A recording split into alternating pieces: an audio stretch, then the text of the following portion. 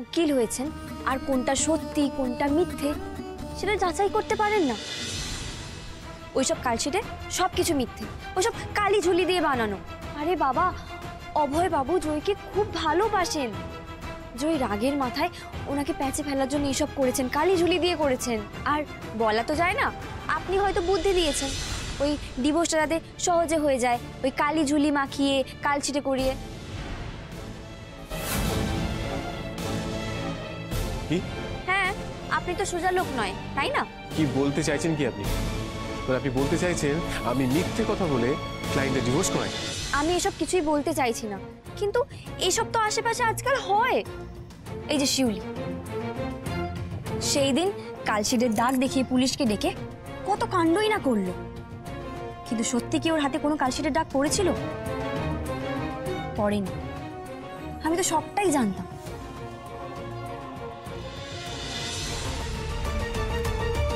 এই রে, সত্যিই তো অল্প দাগের ওপর কালি ঝুলি দিয়ে দাগটা বাড়িয়েছিলাম, সেটাও ঘটক দিদি বুঝে গেছিল। ঘটক দিদি, তুমি এইসবের মধ্যে আমাকে টানছো কেন গো? দেখো, আমাকে কিন্তু এভাবে অপবাদ দিও না, এখনো অবধি হাতে ব্যথা ওটা যায়নি। এই যে আপনি দেখতে পাচ্ছেন না আমি আর ঘটক দিদি কথা বলছি, মাঝখানে ভুবুর মতো পাচ্ছেন কেন? যদি এসব করতে হয় বাইরে গিয়ে করবেন, এখানে একদম করবেন না। আর আপনাকেও বলছি, ও কালশিটে পড়ুক না পড়ুক, ও কথা বানাক না বানাক, তাতে আপনার কি? হ্যাঁ, দেখুন বাড়ির সকলেই কিন্তু জানে আপনি সেদিন দুর্গা সেজে ওকে বেদরক পিটিয়েছিলেন।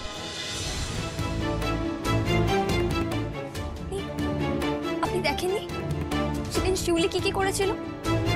আপনি ওর হয়ে কথা বলছেন? আমার বর আমার হয়ে কথা বলছে, তোমার এত গা জ্বলছে কেন? এই আবার মাঝখানে ফোন কাটছো? আমি শুধু সত্যিটা বলছি, আমি তো আর আপনার মতো চোখে চুলি পরে বসিনি। সেই দিন তাহলে আমাকে পুলিশে ধরিয়ে দিলেন না কেন? জেলে পাঠিয়ে দিতে পারতেন ওই শিউলিকে মারার অপরাধে। আমার জেল হতো, ফাঁসি হতো, আমি মরে যেতাম, কিন্তু আপনি তো বেঁচে যেতেন।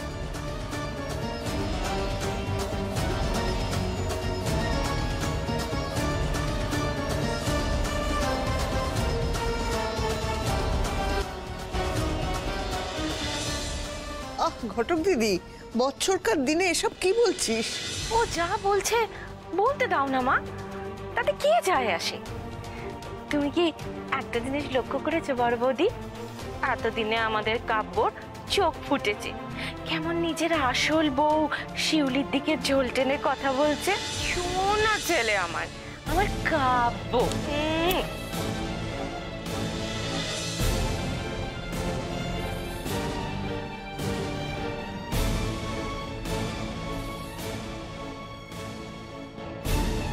আরে মান্তু, তোরা দুজনে মিলে দিবা স্বপ্ন দেখছিস যে কাব্যর সঙ্গে ওর মিলমিশ হয়ে যাবে, ওরা আবার সুখে ঘর সংসার করবে, তাই তো? আর ঘটক দিদি এই বাড়ি ছেড়ে চলে যাবে। ভাঙ ভাঙ ভাঙ, দিবা স্বপ্নটা ভাঙ, ওসব হবে না। ও আমার মেয়ে, ও এই বাড়িতে থাকবে, পরিষ্কার হলো?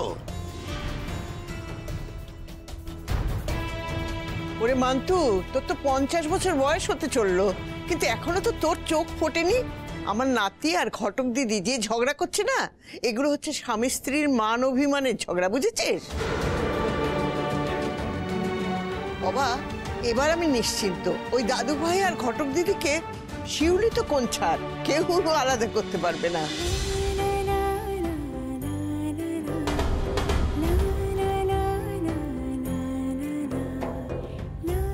আমার শুরু থেকে শেষ অবধি এই বিয়ে নিয়ে একই মত।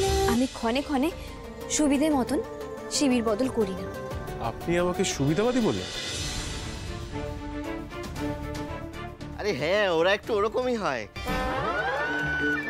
না মানে পেশাগতভাবে আমি ভুলও হতে পারি, ভুল।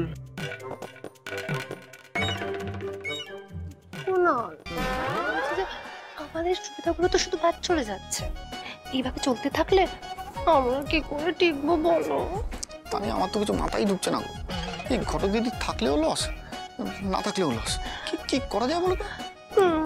জেঠু যেভাবে ঘটক দিদিকে মেয়ে বানিয়ে নিয়েছে তাতে বলা যায় না পুরো সম্পত্তিটাই আবার ওর নামে না করে দেয়।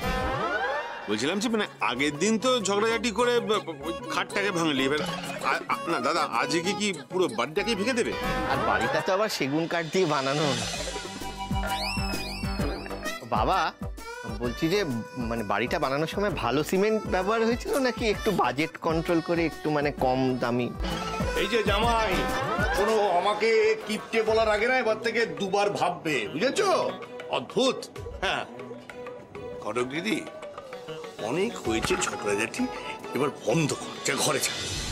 আর বুম্বা তোকেও বলি, ঘরে যা, গিয়ে দুমগ জল ঢাল মাথায়, মাথাটা ঠান্ডা কর। হ্যাঁ দাদা, আজ বোধহয় দুমগ জলে কাব্যর মাথাটা ঠান্ডা হবে না, আজ একটু বেশি অ্যালাউ করে দিন। মানে প্রয়োজন পড়লে আমরা আরেকবার না হয় পাম্পটা চালিয়ে নেব। তোমরা যতই বিষয়টাকে হালকা করার চেষ্টা করো না কেন, আজ উনি যে অন্যায়টা করেছেন শুধুমাত্র ওনার ছেলে মানুষের জন্য, উনি নিজেও জানেন না একজন মেয়ে হয়ে একজন ভদ্র মহিলার কত বড় ক্ষতি করেছেন। আমি কিন্তু শেষবারের মতো বলছি, এরকম আচরণ কিন্তু আমি একদম সহ্য করব না।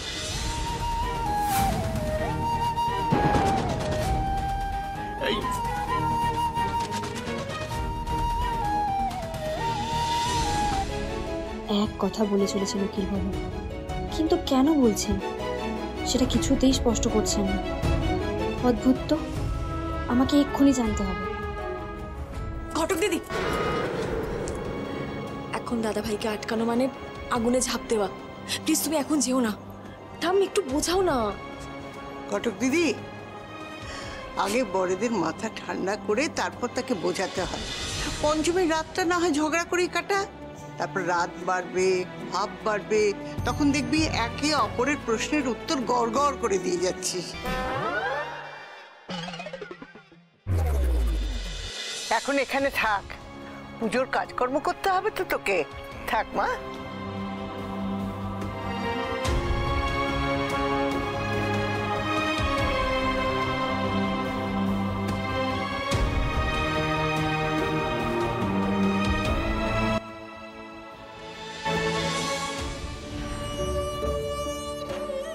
এত খারাপ আমি ঠাকুর, অন্যের ক্ষতি করে? কাব্যবাবু আমায় এটাও বলে দিতে পারলেন, শিউলির হয়ে কথা বললেন, আর একবারও আমার থেকে জানতেও চাইলেন না যে শিউলি আমার সাথে কি কি করেছে। এর থেকে তো অনেক ভালো হতো ঠাকুর আমি পুজোর আগে যদি হারাপ্পাকে ফিরে যেতাম।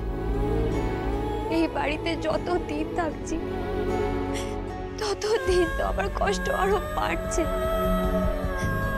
শুধু মনে হচ্ছে একবার যদি মিনু মাকে জড়িয়ে ধরতে পারতাম হয়তো খুব ভালো লাগতো।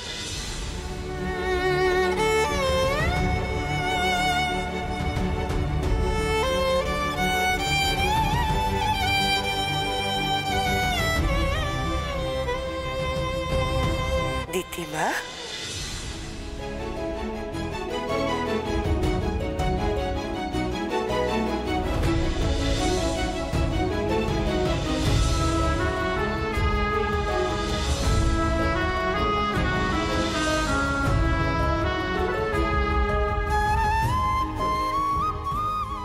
মিনুমা, তুমি এসেছো। মা দুর্গা আমার মনস্কামনা ঠিক পূর্ণ করেছে দেখো।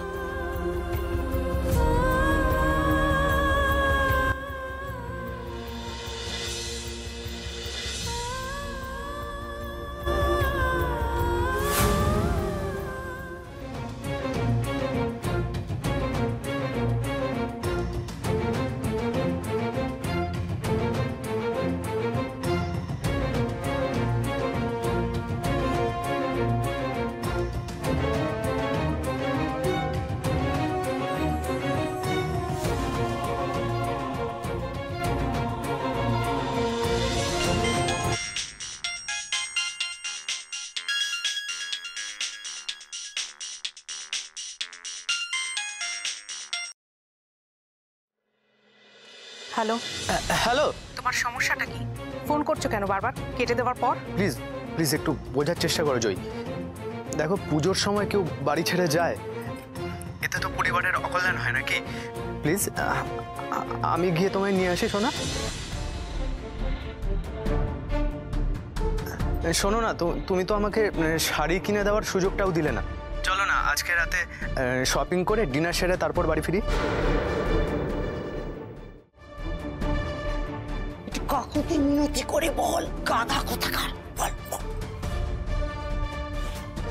হ্যালো, তোমার জন্য খুব মন খারাপ করছে সোনা, প্লিজ ফিরে এসো। যখন মেরে কালশিটে ফেলে দিয়েছিলে তখন মন খারাপ করেনি? যখন কোর্টে আমায় শাসালে দেখে নেব ডিভোর্স কি করে হয় তখন মন খারাপ করেনি? এখন তো মিষ্টি করে কথা বলছো কেন? কে শিখিয়েছে? তোমার মা? যা হয়েছে ভুলে যাও না সোনা, তোমায় ছাড়া বাড়িটা খুব ফাঁকা ফাঁকা লাগছে জয়ী, প্লিজ। কিসের লোভে তুমি আমায় বাড়ি ফিরিয়ে নিয়ে যেতে চাইছো সেটাকে আমি বুঝছি না। একবার যে ভুল করেছি সেই ভুল আমি আর দ্বিতীয়বার করবো না। আমি ওই বাড়ি আর ফিরবো না। বোমা,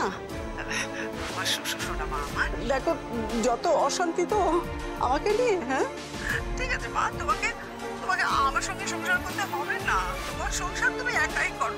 আমি বিধবা মানুষ, আমি চলে যাব, তোমাদের সংসার ছেড়ে আমি কাশিতে চলে যাব। মা আমি শুধু এইটুকুই চাই যে তুমি আর আমার বাবু তোমরা দুজন মিলে সুখে শান্তিতে সংসার করো মা। আমি আর কিচ্ছুটি চাই না মা, তুমি শুধু তোমার মাথা থেকে ওই ডিভোর্সের ভূতটাকে তাড়াও তো মা। আমি আর কিচ্ছু চাই না, লক্ষ্মী সোনা মা, আমার ফিরে এসো মা। না, আপনি আপনার মাথা থেকে এই ভূতটা নামিয়ে নিন যে আমি ওই বাড়ি ফিরে যাব। আপনারা দুজনে এত পাপ করেছেন না, বরং একটা কাজ করুন, কাশী গঙ্গায় গিয়ে দুজনে মিলে ডুব দিয়ে আসুন, তাহলে কিছুটা হলেও পাপ তো কমবে। ফার্দার আমাকে ফোন করে বিরক্ত করবেন না বলে দিচ্ছি। রাখুন ফোনটা। শোনো মা, মাথা ঠান্ডা করে আমার একটা কথা শোনো। একটা মেয়ে মানুষের একা থাকা কত বিপদ জানো, কত রকমের বিপদ আপদ আসতেই পারে। একটা কথা আমি তোমাকে বলে রাখছি মা, আমার বাড়ির দরজা তোমার জন্যে, মানে আমার ঘরের লক্ষ্মীর জন্যে সব সময় খোলা থাকবে, কথাটা মনে রেখো।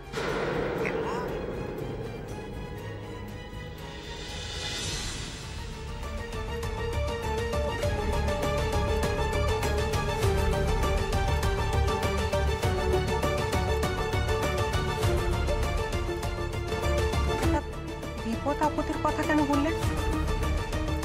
অন্য কোনো প্ল্যান আছে?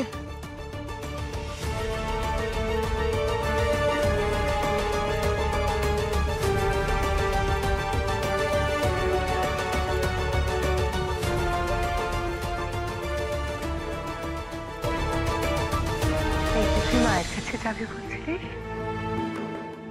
হ্যাঁ, তোর মা এসে গেছে। একেই বলে নারীর টান, জানিস তো? আর এই নারীর টানে একটা কথা বুঝতে পারছিলাম, যে আমার মেয়েটা বড্ড কষ্টে আছে। হ্যাঁ রে মা, পুজোর দিনে তোর এত কিসের কষ্ট? না না মিনুমা, আমি তো ঠিক আছে, আমার কিচ্ছু হয়নি, বিশ্বাস করো। আমার মন তো মানছে না রে মা। এসব কথা ছাড়ো তো, আমাকে আগে বলো বাবা মা টুম্পা সবাই কেমন আছে? তুমি কেমন আছো বলো। চলে যাচ্ছে রে, কোনো রকমে চলে যাচ্ছে। হ্যাঁ রে মা, শোন না, বিয়ের পরে তো এটা তোর প্রথম পুজো শ্বশুর বাড়িতে। আমার যা সামর্থ্য তাই দিয়ে তো শ্বশুর বাড়ির জন্য কিছু প্রণামই নিয়ে এসছি। হ্যাঁ রে, তুই তো শাশুড়ি মায়ের সাথে আমার একটু দেখা করিয়ে দিতে পারবে?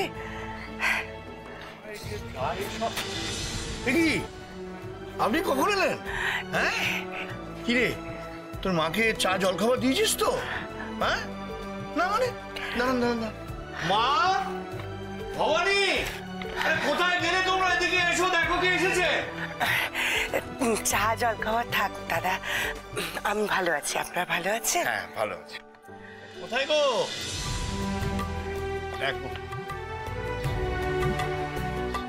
মাসিমা ভালো আছে? থাক মা, থাক থাক। ভালো আছো তো? হ্যাঁ, এই পুজো তো তাই জন্য আপনাদের জন্য একটু উপহার নিয়েছিলাম। এটা আপনার।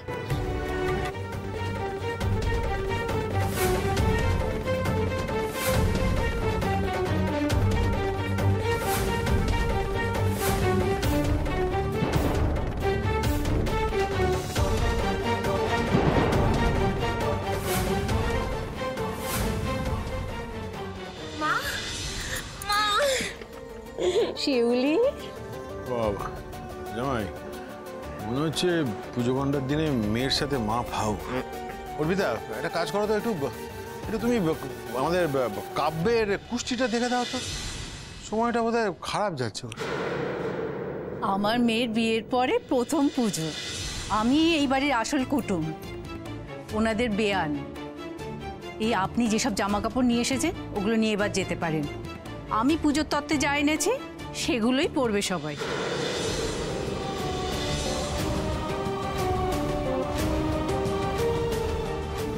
শিউলি, শিউলি এখানে কেন রে দিদিমা? আর উনি নতুন বিয়াই মানে তোর কোনো দেওরের সঙ্গে ওর বিয়ে হয়েছে? দেওরের সাথে বিয়ে হতে যাবে কেন? আমার কাকুর সাথেই বিয়ে হয়েছে।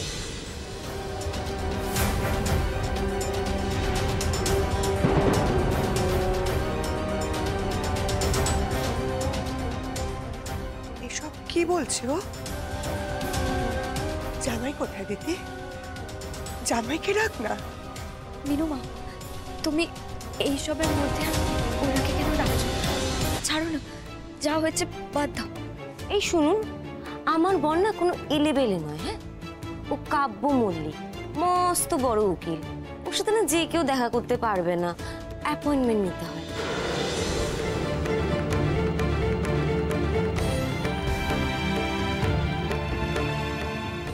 দিদিমা, তুই এই সমস্ত ঘটনা আমাকে আগে কেন বলিসনি বলতো?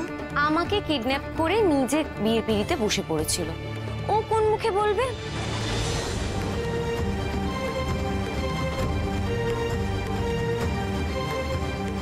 ঘটক দিদি তো এই পুজোর পরেই আরামবাগ চলে যেত, আপনি জানেন না? আর তাছাড়া আমরা শিউলিকেই কাব্যর আসল বউ হিসেবে মেনে নিয়েছি। মল্লিক বাড়িতে তো সবাই জানে। না, এই আসল বৌমা সেটা তো আমাদের অভ্যন্তরীণ বিষয়। সেটা সময়ের সঙ্গে সঙ্গে ঠিকই আমরা বুঝে নেব আসল বৌমা কে আমাদের। হ্যাঁ, কিন্তু প্রবলেমটা কি? জামা কাপড় তো উনিও এনেছেন। আমার কোনো অসুবিধে নেই, একটা সপ্তমীতে পড়বো, একটা অষ্টমীতে পড়বো, ব্যাস। আপনি বিষয়টাকে যতটা সহজ বলে মনে করছেন, ব্যাপারটা ততটা সহজ নয় বেআই মশাই। আমি আর দিদিমাকে এখানে রাখবো না, আমি ওকে আমার সঙ্গে নিয়ে যাব। এরকম ভাগের স্বামী ওর দরকার নেই। মিনুমা, তুমি দয়া করে এখন এসব বলো না, আমি তোমাকে পরে সবটা বুঝিয়ে বলবো।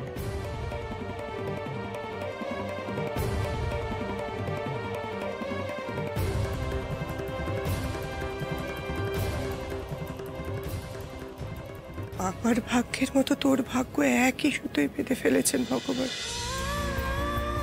কিন্তু আমি তো আমার ভাগ্যের মতো আমার মেয়েকে সারা জীবন কষ্ট পেতে দেব না। আমি তোকে আজই নিয়ে যাব। চল না, তুই আমার সাথে চল, নিজের বাড়িতে গিয়ে থাকবে। এই, আমার বাড়ি থেকে পুজোর দিনে বেরোলে না আমি ঠ্যাং ভেঙে রেখে দেবো। মা কিন্তু ভালোই ভালো, খারাপে খুব খারাপ। হ্যাঁ,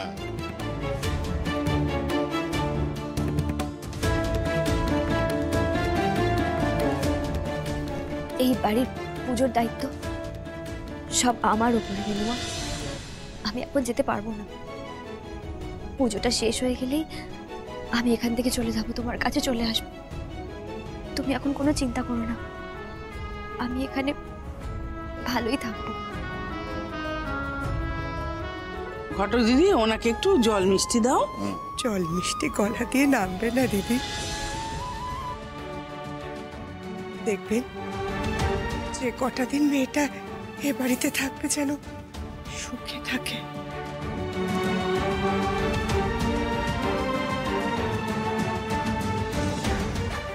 আমি দশমীর দিনকে তোর জন্য অপেক্ষা করব। দশমীর দিনে যেমন উমা বাড়িতে ফেরে শ্বশুর বাড়িতে, আমার মেয়ে নয় নিজের বাড়িতে ফিরবে।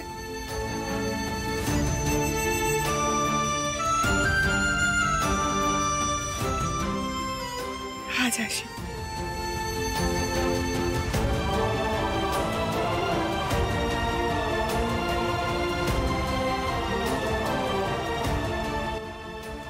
ও বড় বৌদি, এদিকে একবার শোনো না।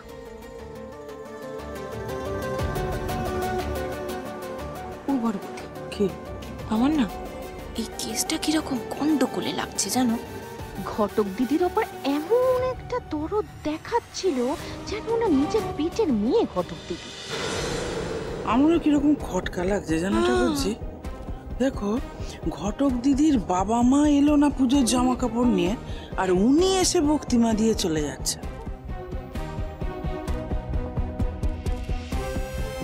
কি হ্যাঁ, দুজনে মিলে ফিস ফিস ফুসফাস শুরু হয়ে গেছে তো? শোনো বাবা, মান্তু, দুজনকেই বলছি, পৃথিবীতে এরকম অনেকে আছে যে পরম আত্মীয়কেও না আত্মীয় বলে ভাবতে পারে না। আবার এরকম অনেকে আছে যে অনাত্মীয়কেও নিজের আত্মীয় বলে জ্ঞান করে, মা বলে ডাকে। সব বাদ দাও, হ্যাঁ, দুজনকেই বলছি বাদ দাও। কাল মায়ের বোধন শুরু হয়ে যাবে। হ্যাঁ, দুজন মিলে চেষ্টা করো যেন তোমরা দুজনেই ঘটক দিদির মতো হয়ে উঠতে পারো, কেমন?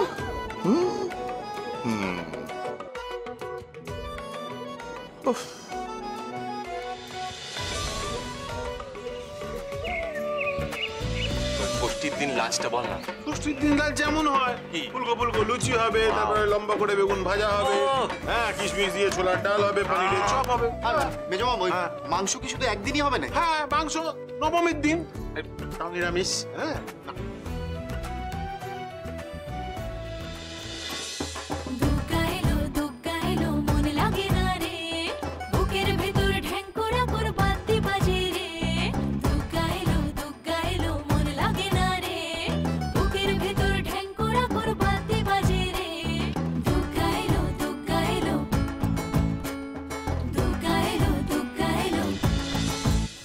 মা, এবার কল্প আরম্ভের সময় শুরু হয়ে গেছে। ষষ্ঠীর পুজোয় তো বসতে হবে।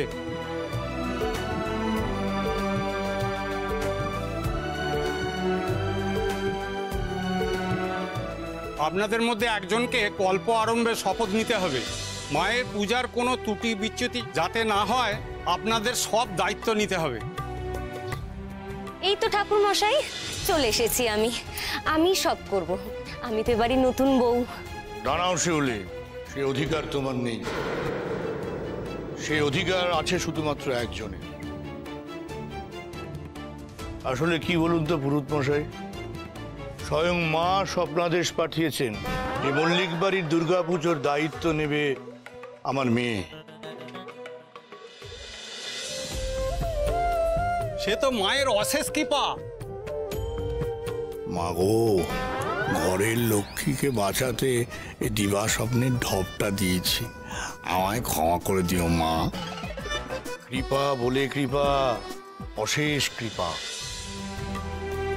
তাই আমার মেয়ে ঘটক দিদি এই পুজোর দায়িত্ব নেবে।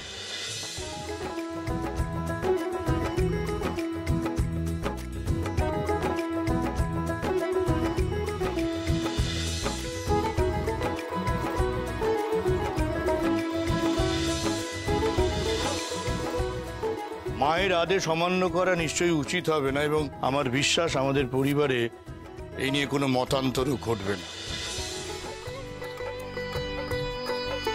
আয় মায়, আয়, এখানে দাঁড়া। আমি গোবিন্দ মল্লিক, এই মল্লিক বাড়ির কর্তা। এই বাড়ির প্রথম দুর্গাপুজোর দায়িত্ব তোর হাতে তুলে দিলাম, স্বয়ং মায়ের আদেশ।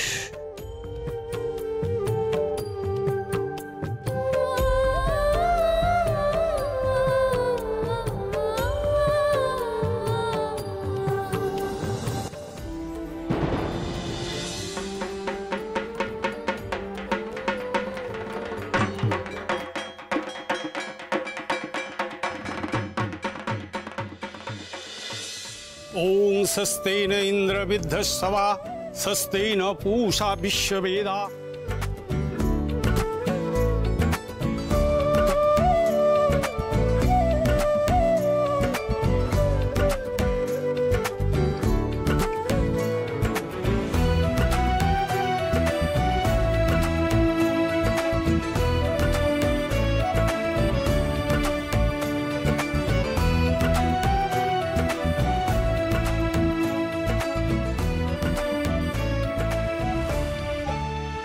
এই ফুলটা মায়ের পায়ে দিয়ে দাও।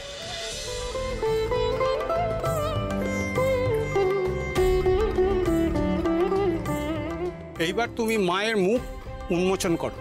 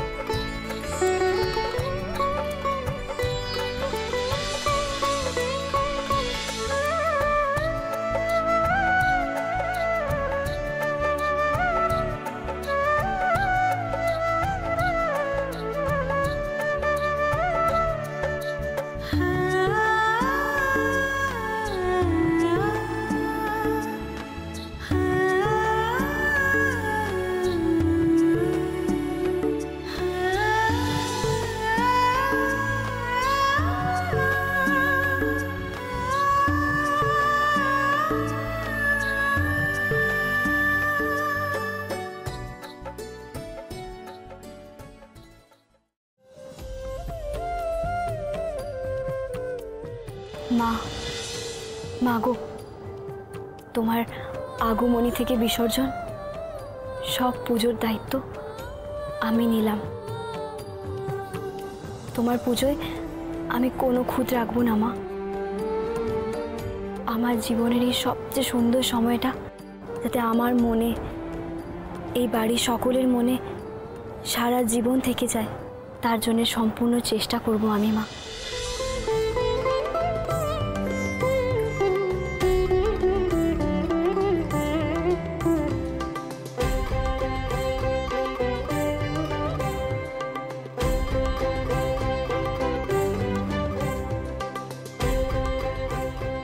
দেখ গবা, দেখ মায়ের মুখটা যেন ঘটক দিদির মতো। আহারে দেখ মুখটা কি মায়া।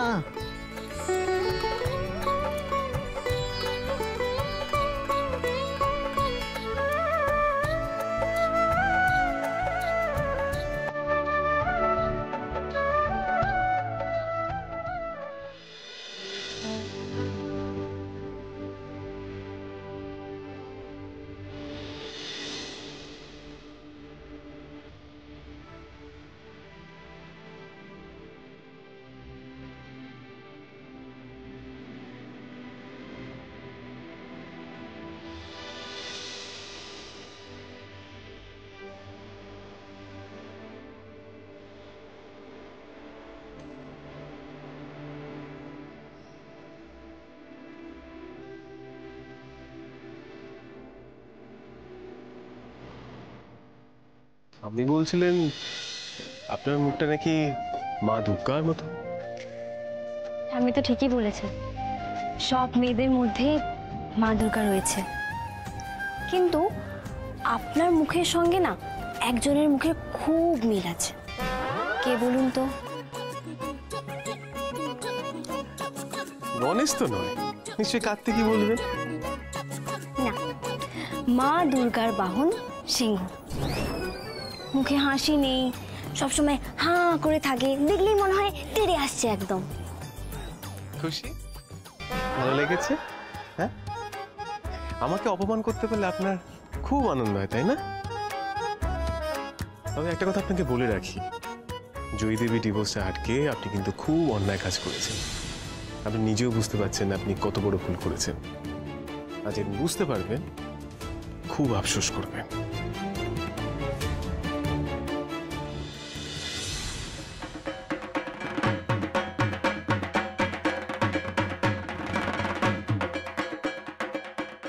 আবার এক কথা, তাহলে কি সত্যি আমি অভয়বাবু লোকটাকে বেশি বিশ্বাস করে ফেললাম? সত্যি কি উনি বউয়ের গায়ে হাত তুলেছেন? উকিলবাবু আর জয়দেবী ঠিক বলছেন?